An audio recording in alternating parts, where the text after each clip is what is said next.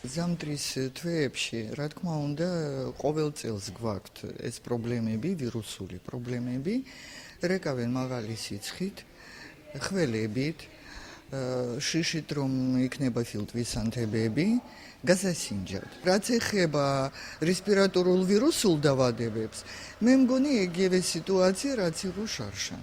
ჩვენთან იმყოფება ერთი პაციენტი 26 წლის გოგონა საეჭვო ატიპის გრიპის ვირუსის არსებობაზე. აქაც მომართვიანობა იყო დაგვიანებული. 8 მარტს შემოვიდა სტაციონარში მძიმე ორმხრივი პნევმონიით, სუნთქვის უკმარისობით. ამჟამად იმყოფება ხელოვნური სუნთქვის აპარატზე. ამ პაციენტს აქვს თანმხლები მძიმე ქრონიკული დაავადება თირკმლის უკმარისობის სახით. დღეისათვის მისი ზოგადი მდგომარეობა რჩება მძიმე, მაგრამ არის დადებითი დინამიკა.